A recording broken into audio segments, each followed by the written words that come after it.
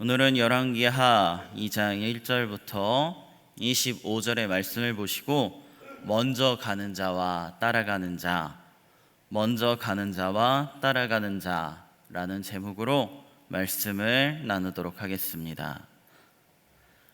아합과 아하시아의 이야기가 비참한 결말로 끝난 후 하나님께서는 가장 악한 왕 아합의 시대에 큰 사명을 감당하였던 주의 종 엘리야의 그때가 다하였다라고 말씀하십니다. 그리하여 하나님께서는 엘리야를 하늘나라로 데려가기로 결정하셨습니다. 그것도 그냥 데려가시는 것이 아니라 회오리 바람을 일으켜 하늘로 올리는 방법을 택하십니다. 왜 그렇게 하시는지는 정확히 알 수는 없습니다. 그러나 이제 엘리야는 이 땅에서의 삶이 끝나가고 있음을 알고 자기 인생의 마지막 순간을 준비하기 위하여 길을 떠나게 됩니다. 오늘 본문을 보시면 엘리야가 하나님의 말씀을 선포하는 사역을 한 것 이외에도 여러 곳에 선지자 학교를 세워서 차세대 영적 지도자들을 기르는 일을 했다는 사실을 우리는 알 수가 있습니다. 그가 승천하기 전에 길가를 떠난 것은 마지막으로 베델과 여리고에 있는 선지자 학교 학생들을 돌아보려는 생각 때문이었습니다. 그런데 문제가 한 가지 있었습니다. 눈치 없는 엘리사, 수지자였던 엘리사가 엘리야에게 달라붙어 동행하기를 원한다는 것이었습니다. 난감해진 엘리야는 길가를 떠나면서부터 이 고집스런 제자 엘리사를 떼어놓으려고 부던 애를 씁니다. 본문 2절의 말씀 상반절입니다. 제가 읽어드리겠습니다. 청하건대 너는 여기 머물라. 여호와께서 나를 베델로 보내시느니라. 엘리야는 하나님께서 자기를 하늘로 불러가실 날이 얼마 남지 않아서 그 날을 준비하기 위하여 길을 떠나는데 다른 사람이 함께 동행한다는 것은 옳지 않다라고 생각한 것입니다. 그러나 엘리사는 포기하지 않는 집념을 보여주고 있습니다. 하반절의 말씀입니다. 여호와께서 살아계심과 당신의 영혼이 살아있음을 두고 맹세하노니 내가 당신을 떠나지 아니하겠나이다. 아멘. 엘리사도 엘리야에게 뭔가 심상치 않은 일이 일어날 것을 당연히 느끼고 있었습니다. 그래서 그는 하나님이 자신의 스승인 엘리야를 끝까지 어떻게 인도하시는지를 직접 보고 엘리야와 운명을 함께 하고자 하였습니다. 사실 이것은 보통 집념이 아닙니다.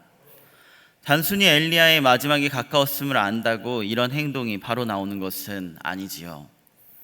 베델의 선지자 학교 생도들도 엘리야의 승천이 가까웠음을 알고 있었습니다.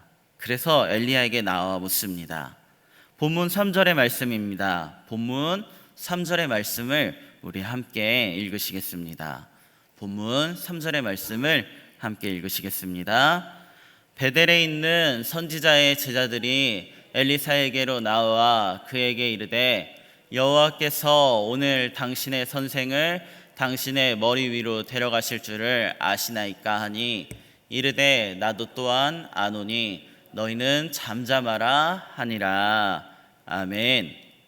이 말은 하나님이 엘리야를 하늘로 데려가실 시간이 오늘로 다가왔는데 왜 철없이 이별을 하지 않고 끝까지 따라 붙느냐고 학생들이 엘리사에게 강하게 질문하는 것입니다.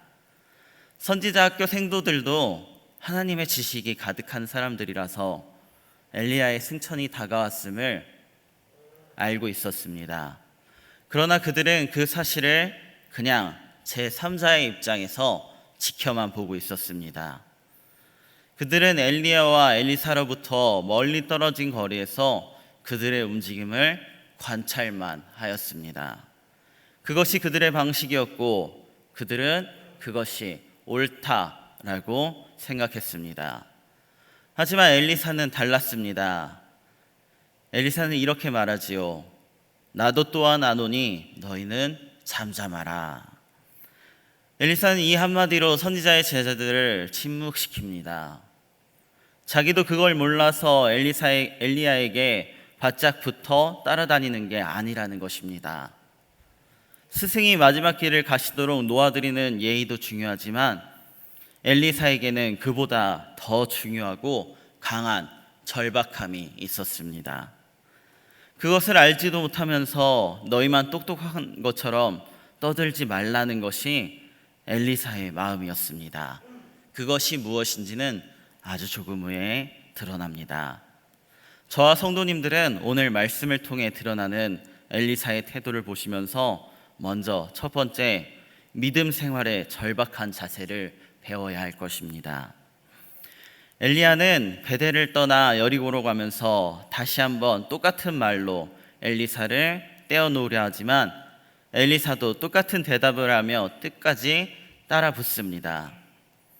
엘리야는 할 수 없이 여리고로 엘리사를 데리고 가는데 여리고의 선지자 학교 생도들도 베델의 생도들처럼 똑같은 말을 엘리사에게 하고 엘리사도 똑같은 말로 대답을 하게 됩니다. 엘리야는 다시 한번 하나님께서 자신을 요단으로 인도하신다고 하며 마지막으로 엘리사를 떼어놓으려고 합니다. 하지만 엘리사는 포기하지 않고 똑같은 말을 한 번 더 하며 따라갑니다. 그러자 엘리야도 이제 엘리사를 설득하기를 포기하고 그와 함께 길을 나가게 됩니다. 이제 두 사람은 마침내 첫 출발지였던 길갈의 동쪽 맞은편인 요단에 도착하게 됩니다. 본문 7절의 말씀을 제가 읽어드리겠습니다. 본문 7절의 말씀을 제가 읽어드리겠습니다. 선지자의 제자 50명이 가서 멀리 서서 바라보매 그 두 사람이 요단가에 서 있더니 아멘. 오래전 여호수아가 이스라엘 백성들을 이끌고 가나안 땅으로 들어올 때처럼 요단 강물은 높이 흘러 넘치고 있었기 때문에 그냥 건너는 것은 불가능했습니다. 이때 엘리야가 어떻게 하였을까요? 8절의 말씀입니다. 8절의 말씀입니다. 제가 읽어드리겠습니다. 엘리야가 겉옷을 가지고 말아 물을 치매 물이 이리저리 갈라지고 두 사람이 마른 땅 위로 건너니라. 아멘. 엘리야가 겉옷을 벗어서 둘둘 말아 강물을 내리치자 여러 갈래로 갈라지며 길이 내어집니다. 모세를 통해 홍해를 가르시고 여호수아를 통해 요단강을 가르신 하나님의 능력이 지금 엘리야를 통해서도 나타나고 있는 것입니다. 강을 건넌 후 엘리야는 자신이 하나님의 부르심을 받고 승천하기 직전이 된 것을 알고 엘리야에게 원하는 것이 있느냐라고 질문을 하게 됩니다. 본문 9절의 말씀을 우리 함께 읽으시도록 하겠습니다. 본문 9절의 말씀입니다. 함께 읽으시겠습니다. 건너매 엘리야가 엘리사에게 이르되 나를 내게서 데려감을 당하기 전에 내가 내게 어떻게 할지를 구하라. 엘리사가 이르되 당신의 성령이 하시는 역사가 갑절이나 내게 있게 하소서 하는지라. 아멘. 멀리 서서 바라보기만 했던 다른 선지자의 제자들과는 달리 자신의 충성스러운 제자 엘리사가 결코 포기하지 않고 자신을 끝까지 따라온 데에는 이유가 있다는 것을 엘리야도 알고 있었습니다. 사실 그 이유가 뭔지도 짐작하고 있었을 것입니다. 그 마지막 요청을 들어줄 때까지는 스승을 결코 하늘로 떠나보낼 수 없다는 엘리사의 집념을 엘리야는 높이 평가했고 하나님께서도 그것을 귀하게 여기셨습니다. 엘리사는 엘리야에게 바로 구합니다. 당신의 성령이 하시는 역사가 갑절이나 내게 있게 하소서. 바로 이것입니다. 엘리사는 하나님께서 엘리야에게 부어주셨던 하나님의 능력과 지혜와 영광과 거룩한 리더십을 구하였습니다. 여기서 엘리사가 갑절이나 라고 표현한 것은 장자, 즉 첫째 제자의 몫을 구한 것입니다. 신명기 21장 17절의 말씀에는 이렇게 나와 있습니다. 자기의 소유에서 그에게는 두 몫을 줄 것이니 그는 자기의 기력의 시작이라 장자의 권리가 그에게 있음이니라. 아멘. 장자, 즉 첫 번째가 된 자에게는 2배를 주게 되어 있습니다. 그런데 엘리사가 엘리야에게 이런 요청을 한 것은 엘리야보다 갑절이나 뛰어난 능력을 받아서 2배의 영광을 누리겠다는 뜻이 아니었습니다. 엘리사는 스승 엘리야가 악한 시대 속에서 얼마나 힘든 나날을 보내며 얼마나 어려운 사역을 감당해 왔는지를 그 옆에서 뒤에서 똑똑히 보았습니다. 그런데 이제 그 사역이 자신에게 넘어오려고 하자 자기의 능력으로는 감당할 자신이 없었습니다.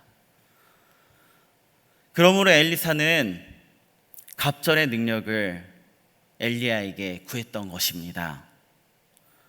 그래서 엘리사가 갑절의 능력을 구한 것은 스승보다 뛰어나겠다는 뜻이 아니라 자신의 부족함을 인정하고 하나님의 선지자로서 사역을 제대로 감당하기 위해서였습니다. 그는 엘리야가 떠나는 시점에서 자신의 연약함을 절실히 느끼고 생명을 건 절박함으로써 엘리야를 붙잡은 것이고 실제로 엘리야의 하나님을 붙잡은 것입니다. 베델과 여리고의 선지자 제자들이 몰랐던 것이 바로 이 점이었습니다. 지금도 마찬가지일 것입니다. 수많은 사람들이 요즘도 교회에 다니고 있습니다. 그런데 교회에 다닌다고 다 똑같은 은혜와 똑같은 축복, 똑같은 은혜, 똑같은 복들을 받는 것이 아닙니다. 예수님의 때에도 마찬가지였고 성경의 시대 때, 모든 시대 때에 다 마찬가지였습니다. 수많은 군중이 예수님을 에워싸고 주님을 만졌었습니다. 하지만 정작 주님의 능력으로 치유를 받았던 것은 극소수의 사람들이었습니다. 12년 동안 혈루병을 앓던 여인도 그 극소수 중에 한 명이었습니다. 그 극소수의 사람들, 무엇이 그 차이를 만들었을까요? 바로 절박함 때문이었습니다. 이 여인에게는, 그 사람들에게는 다른 선택사항이 없었습니다. 예수님, 하나님의 은혜 아니면은 죽음뿐이었습니다.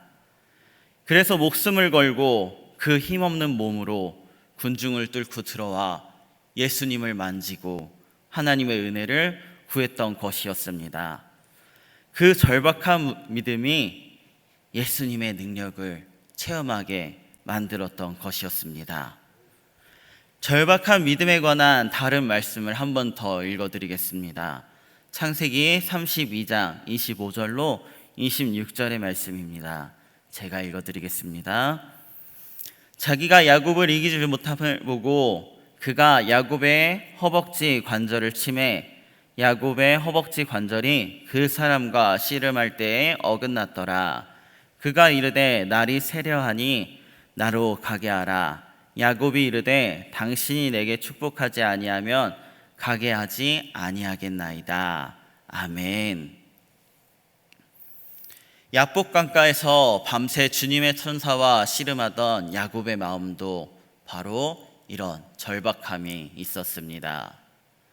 야곱은 환도뼈가 부러지는 엄청난 고통 중에서도 끝까지 천사를 놓지 않았었습니다. 무서운 형, 자기를 죽일 수 있는 에서와의 만남을 앞두고서 두려워서 어쩔 줄 모르던 야곱으로서는 죽기 살기로 매달릴 수밖에 없었던 것입니다. 그 결과 야곱은 원하던 복을 받았습니다. 엘리사의 절박함도 바로 이런 것이었을 것입니다. 다른 선지자의 제자들처럼 멀찍이 떨어져 구경만 하면 아무리 성경 지식이 많고 신앙 연륜이 깊어도 아무 일도 일어나지 않습니다. 지금 우리에게 필요한 것은 바로 이런 절박함입니다. 저와 성도님들도 자신에게 질문해 봐야 될 것입니다. 나의 기도는 얼마나 절박한 것인가? 나의 기도는 얼마나 절실한 것인가? 나는 얼마나 간절하고 가난한 마음으로 하나님께 매달리고 있는 것인가? 오직 하나님이 해주셔야만 가능한 일이라고 하는 절박함과 간절함이 있다면 기도하며 하나님께 매달릴 수밖에 없습니다. 우리에게는 모든 것을 걸고 매달리는 기도가 필요합니다. 점잠 빼고 폼 잡으면서 고상한 척 기도할 때가 아닙니다. 세상 욕심은 버려야 하겠지만 영적인 욕심은 내어야 할 것입니다. 열정이 필요합니다.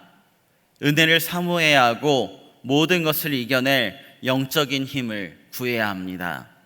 그것도 간절히 구해야 합니다. 내 욕심을 채우기 위해서 구하는 것이 아니라 하나님의 뜻이 이루어지기를 원하면서 간절히 구해야 하는 것입니다. 그런데 엘리야는 엘리사의 그런 요청을 듣고 그것은 자신이 줄 수 있는 것이 아니다 라고 말을 합니다. 10절의 말씀입니다. 우리 본문 10절의 말씀 함께 읽으시도록 하겠습니다. 10절의 말씀입니다. 함께 읽으시겠습니다. 이르되 내가 어려운 일을 구하는도다. 그러나 나를 내게서 데려가시는 것을 내가 보면 그 일이 내게 이루어지려니와 그렇지 아니하면 이루어지지 아니하리라 하고. 아멘. 영적 능력은 엘리야가 줄 수 있는 게 아니라 오직 하나님만이 주실 수 있는 것입니다. 엘리야는 자신이 승천하는 것을 엘리사가 보게 된다면 하나님께서 이 일을 허락하실 것이라 고 대답합니다. 그런데 대화를 하는 도중 갑자기 불수레와 불말들이 두 사람을 갈라놓고 회오리 바람이 엘리야를 하늘로 올리게 되지요. 11절의 말씀입니다. 제가 읽어드리겠습니다. 11절의 말씀 읽어드리겠습니다. 두 사람이 길을 가며 말하더니 불수레와 불말들이 두 사람을 갈라놓고 엘리야가 회오리 바람으로 하늘로 올라가더라. 아멘. 두 번째로 우리는 이제 하나님께서 역사하시는 것을 체험해야 할 것입니다.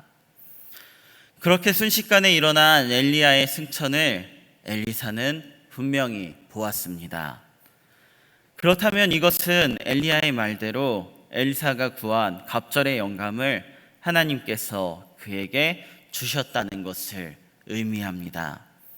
하지만 엘리사는 자신의 옷을 찢으며 슬픔을 표현합니다. 12절의 말씀, 우리 본문 12절의 말씀을 함께 읽으시도록 하겠습니다. 12절의 말씀입니다. 엘리사가 보고 소리 지르되 내 아버지여 내 아버지여 이스라엘의 병거와 그 마병이여 하더니 다시 보이지 아니하는지라. 이에 엘리사가 자기의 옷을 잡아 둘로 찢고. 아멘. 병거와 마병은 나라를 지키는 힘을 말합니다. 아합의 통치 아래에서 암울했던 시절에 우상 숭배로 가득했던 나라, 주변 적국들의 침략으로 항상 불안하던 나라를 지킨 힘은 바로 하나님의 선지자 엘리야의 영적인 리더십이었습니다. 아합이 아니었습니다. 그런데 하나님의 말씀으로 백성들의 마음을 일깨운 영적인 스승, 나라를 위해 밤낮으로 기도하던 영적 지도자가 사라진 지금 엘리사는 위대했던 스승이 다시는 이 세상에서 자기와 함께 있지 않다는 사실을 보며 슬퍼한 것입니다. 그런데 엘리야는 떠났지만 그의 겉옷은 엘리사의 손에 남겨졌습니다. 그 겉옷은 모세의 지팡이처럼 하나님의 임재와 능력을 상징하는 것이었습니다. 그것이 엘리사에게 남겨졌다는 것은 엘리야와 함께했던 하나님의 임재와 능력이 이제 엘리사에게 부어졌음을 의미합니다. 하나님은 이스라엘 백성을 버리지 않으시고 그들에게 새로운 영적 리더자 엘리사를 준비하셨습니다. 이 겉옷을 가지고 엘리사는 엘리야처럼 요단 강물을 치며 외칩니다. 14절의 말씀입니다. 본문 14절의 말씀을 우리 함께 읽으시겠습니다. 엘리야의 몸에서 떨어진 그의 겉옷을 가지고 물을 치며 이르되 엘리야의 하나님 여호와는 어디 계시니까 하고 그도 물을 치매 물이 이리저리 갈라지고 엘리사가 건너니라. 아멘. 아직 엘리사는 자신이 구한 것이 이루어졌는지 안 이루어졌는지 알지 못하는 상태입니다. 그래서 엘리야가 떠나고 혼자 남은 데 대한 불안감과 절박함에 겉옷을 붙잡고서 이렇게 부르짖은 것입니다. 그때 하나님께서 그의 간구에 응답하셔서 엘리야가 했던 것처럼 강물이 갈라지고 길이 열리는 기적이 일어나게 됩니다. 이 기적을 맞은편에서 지켜보던 그 지역의 선지자 학교 생도들은 엘리야의 영감과 능력이 엘리사에게 임한 것을 인정하며 그 앞에 엎드리게 됩니다. 엘리사는 엘리야가 남긴 영적 유산이 얼마나 대단한지를 알았기 때문에 떠나라고 했어도 끝까지 엘리야를 따랐던 것입니다. 보물은 그 가치를 아는 사람만이 가질 자격이 있습니다. 어떤 사람은 비싼 다이아몬드를 가짜 큐빅이라고 속이면은 잘 모르는 사람들은 그런 줄 알지요. 그냥 그런가 보다 라고 할 것입니다. 하지만 정말로 그 가치를 볼 줄 아는 사람은 그 가치를 알아보고 속이지 말라 라고 말할 것입니다. 엘리사 또한 마찬가지였습니다. 엘리사는 다른 수많은 선지자의 제자들보다 더 뛰어난 것은 아니었습니다. 그도 여러 선지자의 제자들 중 그저 한 명에 불과했습니다. 하지만 그는 결코 타협하지 않고 끝까지 엘리야의 영감을 받기 위한 열정과 절박함으로 능력을 받았습니다. 다른 선지자 제자들 중 더 뛰어난 사람이 분명히 있었을 것입니다. 하지만 그들은 다 멀찍이 서서 따라왔고 그러한 선지자 생도들은 엘리야의 승천의 본질을 전혀 이해하지 못했습니다. 이해하지 못한 것을 어떻게 합니까? 그들의 스승 엘리야의 시신을 찾으려고 한 것을 보면 알 수 있습니다. 16절로 18절의 말씀입니다. 제가 읽어드리도록 하겠습니다. 본문 16절로 18절의 말씀입니다.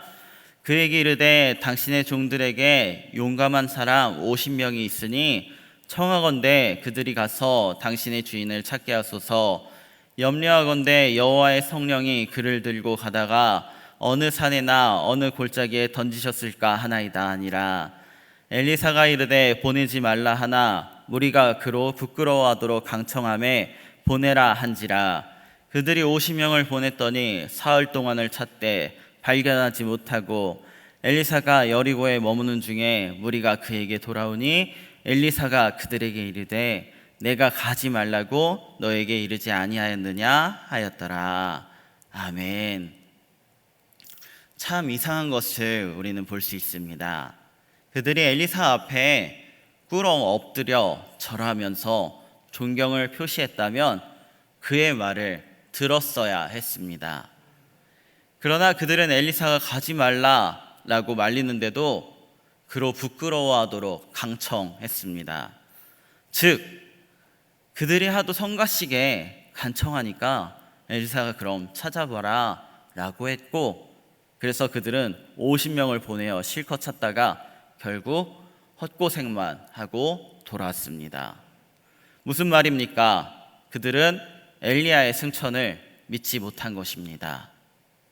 영적인 통찰력이 무뎌지면 아무리 똑똑한 척해도 이렇게 헛고생만 하게 됩니다. 마음으로부터 주님을 사랑하고 말씀에 순종하고 주님과 항상 삶을 가까이 나누며 동행해야 하는데 그들은 그러지 못했기에 간절한 믿음이 없었습니다. 이러한 사람들은 너무나 이성적으로 자신의 경험으로만 모든 것을 해석하려고 합니다. 그래서 엘리야가 죽음을 통하지 않고 곧장 불병거를 타고 하늘로 들려 올라간다는 것을 믿음으로 받아들이지 못했습니다. 그렇게 하면 영적인 능력이 없습니다. 인간적인 상식과 경험의 한계에 묶여 초자연적인 하나님의 차원으로 나아가지 못합니다. 그런 사람들은 일은 많이 하는데 영적인 열매가 없습니다. 인간적인 눈으로만 하나님의 일을 보려고만 하면 답답하고 혼란스러워질 뿐입니다. 자신의 지식으로만 하나님이 하시는 일을 해석하려고만 하면 자기가 하나님보다 잘 안다는 교만에 빠지게 될 뿐입니다. 고린도전서의 말씀에는 이런 말씀이 있습니다. 고린도전서 1장 23절로 25절의 말씀을 제가 읽어드리도록 하겠습니다.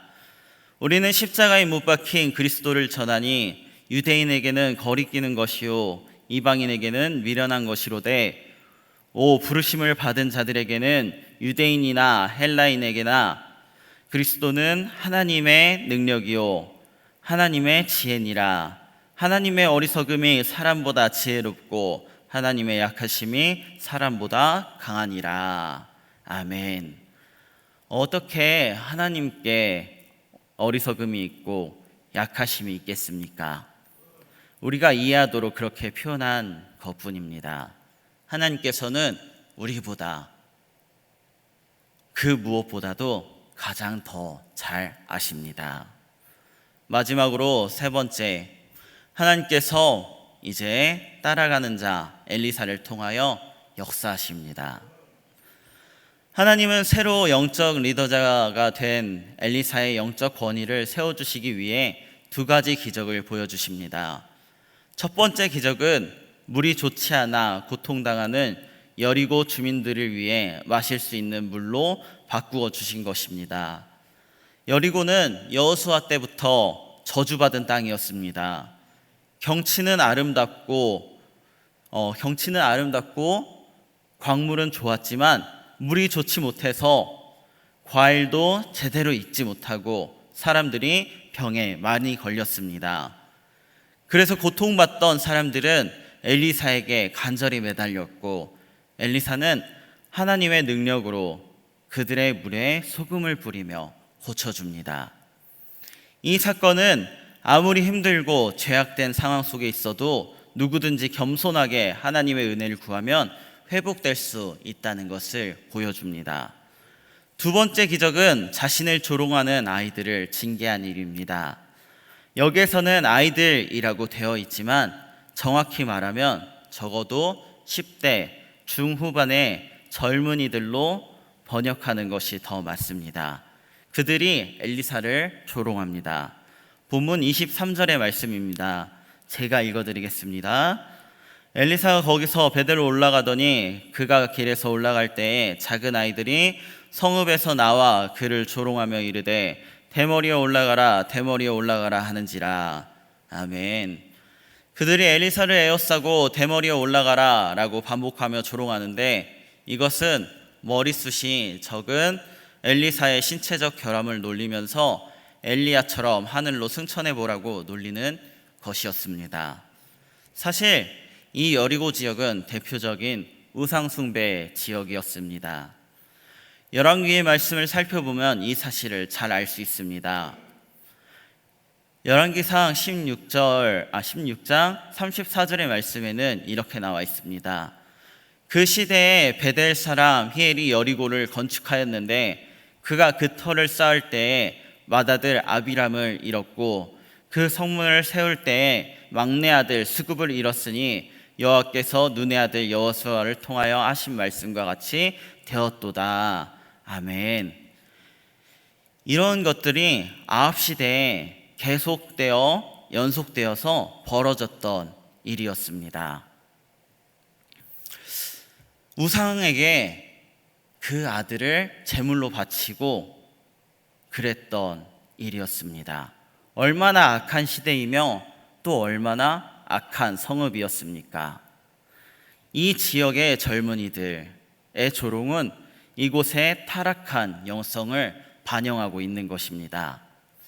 그들이 하나님을 우습게 여기고 하나님의 선지자를 조롱하는 악한 영적 상태를 보여줍니다.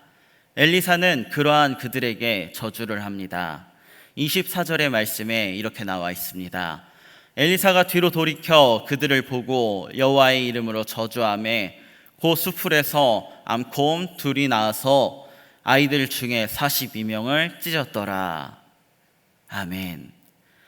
엘리사는 자기를 조롱한다고 화가 나서 개인의 울분으로 저주한 게 아니었습니다. 그는 하나님의 영광을 모독하는 그들에 대한 심판으로 저주를 선언한 것이고, 그때 2마리의 곰이 나와 42명의 무례한 아이들을 즉시 쳐 죽인 것입니다. 이 저주와 징계는 자신의 힘을 믿고 하나님을 함부로 거역하는 이스라엘 향한 하나님의 무서운 심판과 경고입니다. 이처럼 축복과 저주의 2가지 기적은 하나님의 선지자로서 엘리사의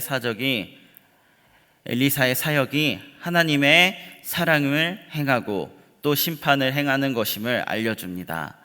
이렇게 이스라엘은 엘리야의 시대가 저물고 엘리사의 시대로 접어들게 됩니다. 엘리야에서 엘리사로 이어지는 영적인 승계는 처음부터 끝까지 하나님께서 주관하셨던 일입니다. 무슨 말입니까? 이것은 영적인 리더십은 하나님께서 세우시고 하나님께서 거두신다는 것입니다. 리더십의 타이밍과 방법은 온전히 주님께 달려있다는 것입니다. 우리도 어떤 사역을 할 때 내 마음대로 하고 싶으면 하고 하기 싫으면 그만두는 게 아닙니다. 하나님께서 이것을 하라고 하시면 하고 이제 그만하고 다른 것을 하라고 하시면 그만두는 것입니다. 하나님께 순종하며 나아가야 하는 것입니다. 우리도 엘리사처럼 하나님의 영적인 유산을 귀하게 여기고 하나님의 특별한 은혜와 능력을 간절히 사모해야 할 것입니다. 끝까지 포기하지 않고 절박함으로 매달려야 할 것입니다. 그럴 때 하나님께서는 가난하고 겸손한 마음으로 나오는 우리들 위해 성령의 능력을 부어주실 것입니다. 저와 성도님들은 주님을 향하여 얼마나 간절합니까? 지금 받은 직분이나 사역을 감당할 능력을 얼마나 간절히 구하고 있으십니까? 주님께서 리더로 세워주셨는데 엘리사와 같은 절박함과 간절함으로 능력을 구하며 나아가지 않는다면 주님께서 맡기신 일들을 제대로 감당할 수가 없습니다. 그러면 나중에 주님 앞에 설 때에 우리가 무슨 말을 하겠습니까? 오직 전심으로 하나님을 바라보며 간절히 주님의 능력을 구함으로 응답을 받고 또 주님의 영광을 위해 아름답게 사용되시는 한 명 한 명의 우리 강경제일교회 성도님들, 한 명 한 명의 사명자들이 다 되시기를 간절히 소망합니다. 기도하시겠습니다. 오늘도 말씀을 통하여 먼저 가는 자와 따라가는 자 사이에서 영적인 은혜는 오직 하나님의 소관인 줄을 말씀하신 하나님, 참 감사합니다. 하지만 그 속에서도 따라가는 자들 가운데 사모하는 간절함이 있어야 함을 우리가 잊지 않을 수 있게 하옵시고, 오늘 저와 성도님들에게 간절한 마음을 주시어서 주님이 주시는 영적인 은혜와 힘을 잘 깨달아 사모할 수 있는 우리 강경제일교회 모든 성도님들이 될 수 있도록 도와주시옵소서. 한 명 한 명의 사명자들이 될 수 있도록 하나님께서 붙드시고 도와주시옵소서. 하나님 또한 이 시간 주님 가운데 나와서 간절히 기도하는 기도의 제목들이 있습니다. 하나님, 그 기도의 제목들을 하나님께서 들으시고 응답하여 주시옵소서.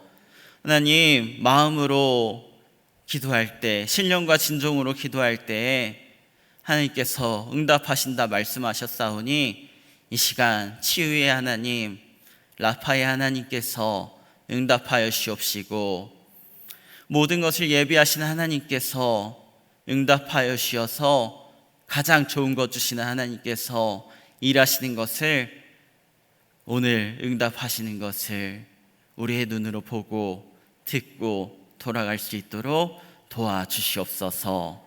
예수님의 이름으로 기도드립니다. 아멘.